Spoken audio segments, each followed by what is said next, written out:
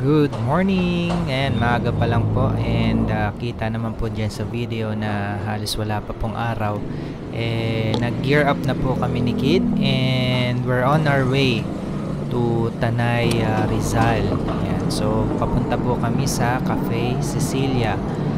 Ito pong Cafe Cecilia is once ko pa lang napuntahan and recently lang po. So nagustuhan ko siya sobra and yun nga sabi ko kay Kid, sana makasama siya one time pumasyal dyan sa Cafe Cecilia and sabi ko sobrang ganda po ng lugar and magugustuhan niya. So ayan, we're on our way. So papagas lang po tayo, dadaan po tayo dun sa ating paboritong gas station. Yan, Uni Oil po yan dito sa may Mayon and Maria Clara. Yan, suki po tayo dyan and marami po tayong mga tropa dyan. So ito na nga, andito na po tayo sa Marikina. Yan, nakita nyo po sa background yung SM Marikina. So dito na po tayo ngayon sa Marcos Highway. Ito, malapit na po tayo sa Boso-Boso. So antipolo na po ito. Itong nakikita nyo dyan sa ating screen.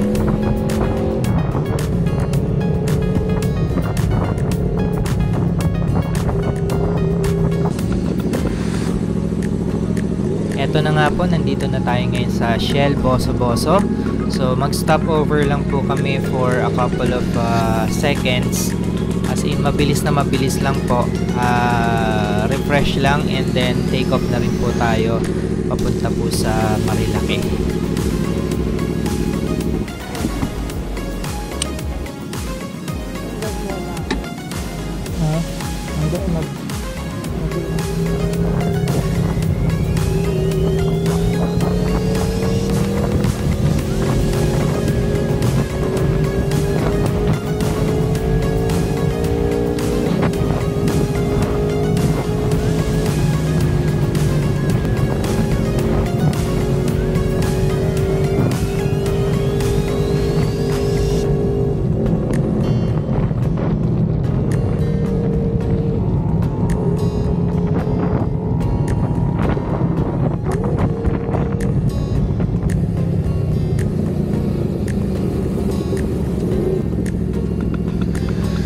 Mga part po na medyo basa talaga yung kalsada, siguro umulan po nung madaling araw. However, in general po tuyo naman po yung kalsada. So ayan, na-enjoy pa rin namin ng gusto.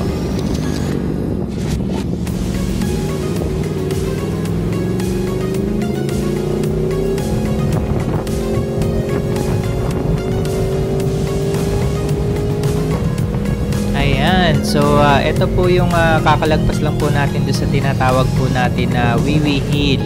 Yan, isa po yan sa parang regrouping spot dyan sa may Marilaki po bago tumulak po sa paakyat ng bundok. Dyan po normally naghihintayan yung mga members ng isang malaking group para mag-regroup nga po sila and para sabay-sabay silang umakyat. Ayan.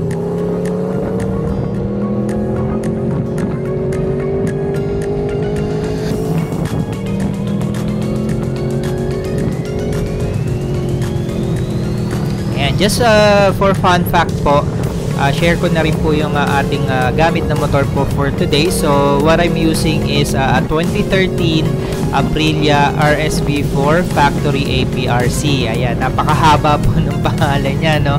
And alam nyo po, napakarami pong sobrang may gusto po nitong model na motor na to kahit po medyo luma na siya since it's a 2013 model po, no?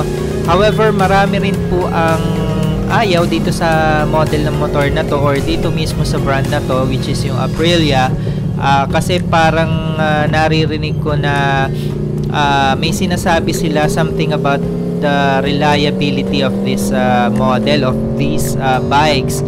However, according po sa mga kaibigan po natin na matagal na rin pong nagmamay-ari ng ganitong brand at ganitong model, wala naman daw pong katotohanan yung bulong-bulungan about sa reliability issue ng model and brand na ito. Actually, naniniwala po ako dun, no? Kasi para sa akin po, lahat naman po ng motor ay dadating sa point na magkakaroon naman po talaga ng issue. It's just a matter of gaano katagal yung itatagal ng mga pyesa niya, ng mga parts niya bago po kailangan palitan. Kasi nagkaroon po ako dati ng KTM. Marami po akong naging KTM, parang mga 4 po yun. And based on my experience, talagang medyo maiksi yung kanyang longevity, no, yung itinatagal ng mga parts. So you have to like replace some parts earlier than counterpart brands like yung mga Japanese brands. So same dito sa Aprilia or sa ibang mga Italian made bikes like Ducati, MV Agusta. May mga parts po siya na siguro medyo maiksi rin yung lifespan, and you have to maintain more than the Japanese counterparts. However, sabi nga po ng mga kaibigan na nagmamayari po ng ganitong models and brands is hindi naman talaga siya sirain. Maaasahan mo naman siya, and hindi naman siya more often dinadala sa kasa for repair. So just some regular maintenance, yung change oil, yung linis ng mga spark plugs, linis ng mga air filters, palit ng mga brake calipers, brake pads. So yun, yung mga normal things that you really have to take time to do, kasi if not, dyan na po papasok or dyan na po magsisimula syempre yung pagiging sirain ng inyong mga motor. So it's like a pet, it's like a human na kailangan nyo rin po talagang alagaan para po tumagal yung kanilang buhay. So para sa akin po, this model is very very reliable po. Ayan. Never pa naman po ako nagkaroon ng issue like that. Itinirik niya ako sa kalsada while using it. So for me, it's a very good model and a very good brand as well.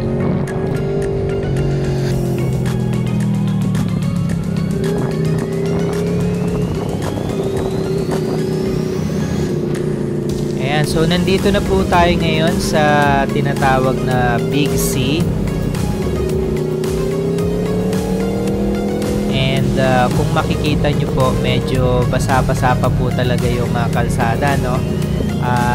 Most likely umulan po nung madaling araw, so hindi pa siya ganun katuyo nung time na dumaan po tayo. And etong part na po ito is yung kubo ni tatay. Ayan, so very famous po yung spot na yan dito sa Marilake, since may mga kainan po dyan dun mismo sa may corner. And sikat din po siya sa mga content creators na nag-showcase ng mga semplang po dyan. Actually po, against po tayo dyan sa mga ganyang klase ng content creation or type ng content. And eto po yung tinatawag na DC. Yan. So ito po yung pinakasikat na spot po dyan sa may bundok po sa may Marilake.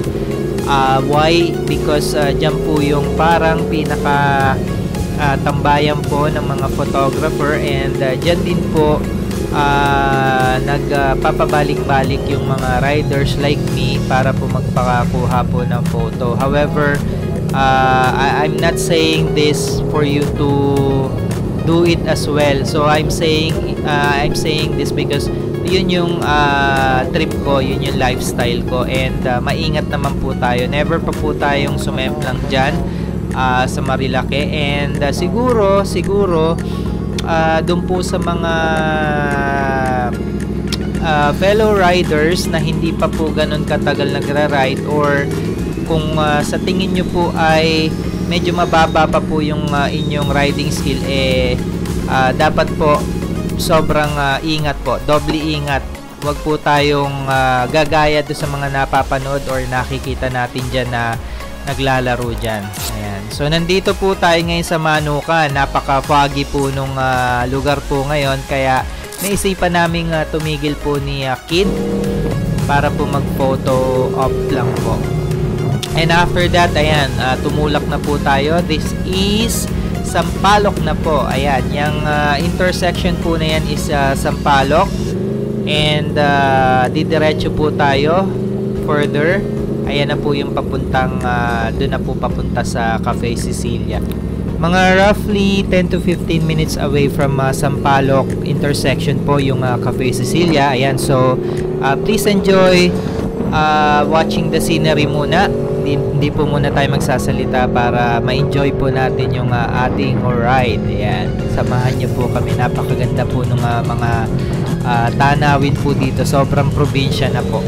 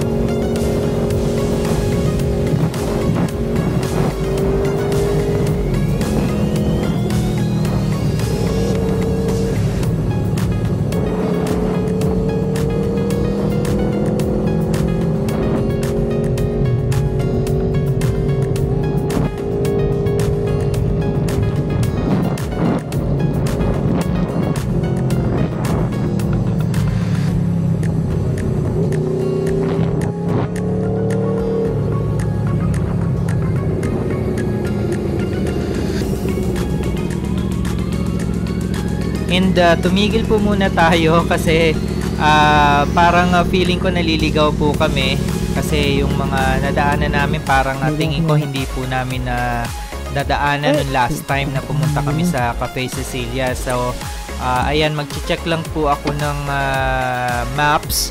However, upon checking, wala pong signal dun sa area na yan. So ang gagawin po namin dyan is maghahanap na lang po kami ng mapapagtanungan, which is meron naman po tayong nahanap. Yan, panoorin nyo na lang po, nasa bandang unahan pa po ng video. May babae po dyan na naka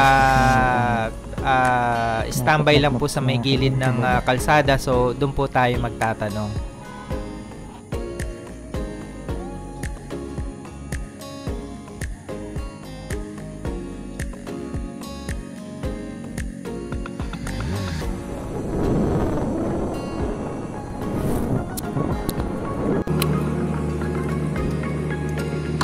Sakay.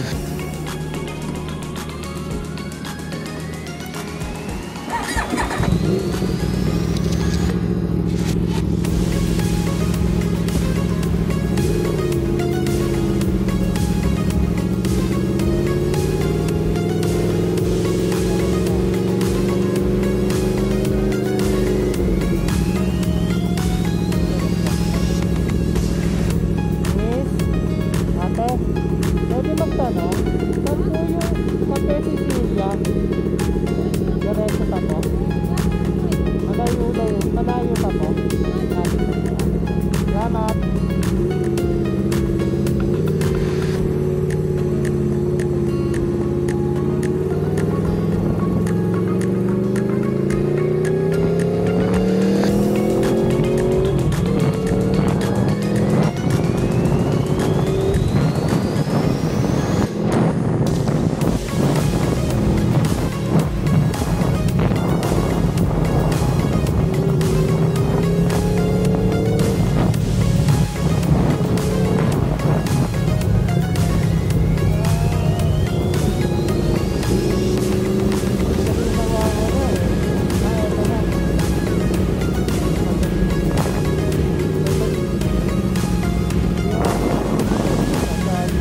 Ayan, touchdown na po tayo sa Cafe Cecilia. So, doon po sa mga magkakaroon ng interest na pumunta po dito sa Cafe Cecilia, you can also type sa Google Maps or sa Waze nyo, kilometer 77. Ayan. And isa po pong pangalan niya is Casa Cecilia Farm and Leisure Resort. So, pwede rin pong yun yung i-type nyo kung nais nyo pong gamitin yung inyong mga maps para pumunta po dito. So, ito na nga po.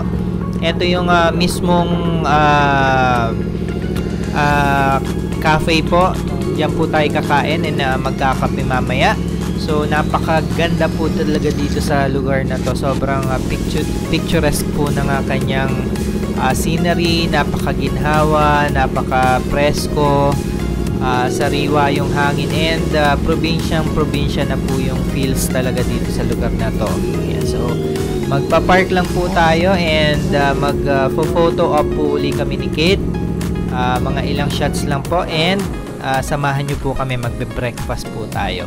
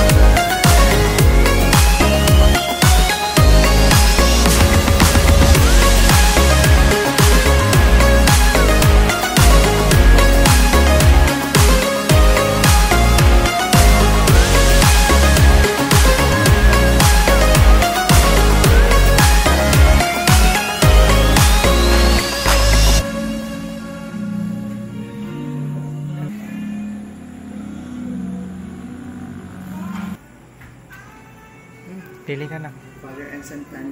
Oo. Tayo. cherry. Tapsilog Try mo na eh. yung tosilog namin, sir. Hindi pa. Sige, yun na lang.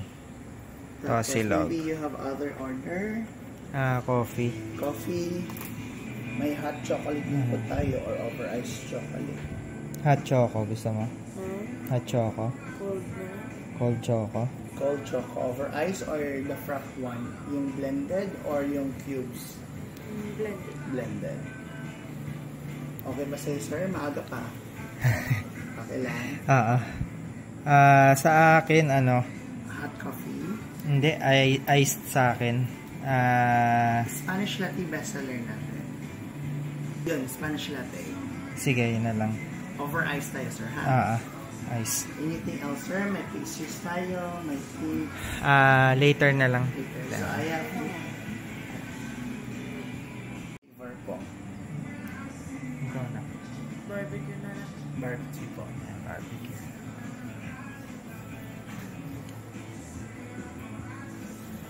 Sir, ulitin ko lang po. Isang long silog, isang tosilog with frappe chocolate, over ice sponge latte, and French fries barbecue flavor. 790 pesos po.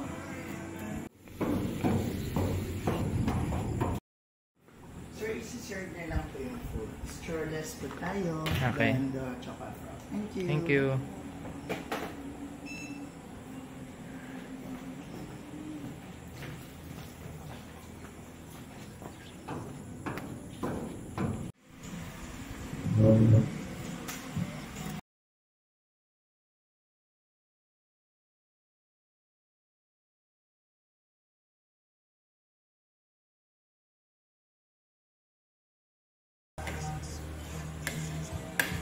Pag-usapan naman po natin yung food and yung place, yung dining area, kung ano po yung opinion ko sa kanila, no. So, well, masasabi ko na yung place and yung food overall, napakaganda po niya. If I'm gonna rate it 1 to 10, 10 being the highest, siguro bibigyan ko siya ng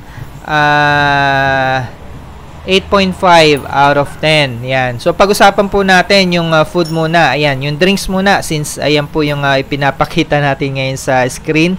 Ayan, ang in-order ko po or ang inirecommend po sa akin ng owner, yata yun, or barista is yung Spanish latte. Ayan daw po yung isa sa kanilang bestseller. And no doubt po, sa tingin ko bestseller talaga siya because sobrang sarap po and sobrang na-enjoy ko po yan. And yung K-Kid naman po, ayan yung katabi po ng ating drinks ay yung blended choco. Frapp po siya. So, non-coffee siya. And hindi ko po siya natikman pero I think masarap din po yan based sa kanyang itsura. And yung food naman po ang pag-usapan natin. Ang in-order ko po that day was tosilog and long silog naman yung K-Kid. Yung tosilog is sobrang sarap po niya. Tinikman ko rin po yung long silog ni Kid and for me pasadong-pasado naman po sila parehas. And if ibe-base natin yung kanyang quality, yung kanyang lasa sa kanyang presyo, sobrang affordable po niya and sobrang sulit po. If I remember it correctly, 200 po yung meal. So that consists of yung tocino, yung sa akin tocino, may slice ng tomato, may slice ng cucumber, may egg, and fried rice. Ayan. So, medyo malapit siya dun sa price po ni Yeyis, no, which is yung ating usual na pinupuntahan before po natin ma-discover itong Cafe Sicilia. So, napaka-affordable po niya, hindi po siya masakit sa bulsa. Yung lugar naman po is solid talaga. Napakaganda po nung view. Nandito po tayo ngayon sa second floor. So bali may first at may second floor po siya. Normally dito po talaga nagda-dine in yung mga customer kasi mas maganda yung view dito. Kitang-kita po yung area. Makikita nyo yung mga bundok, yung mga fields. Yan. So mas mas masarap kumain dito sa second floor since maganda yung scenery. Ayan. So, ayun lang. For me, overall nga po, bibigyan ko siya ng 8.5 out of 10. Yung food combined with the place, napaka-solid po talaga.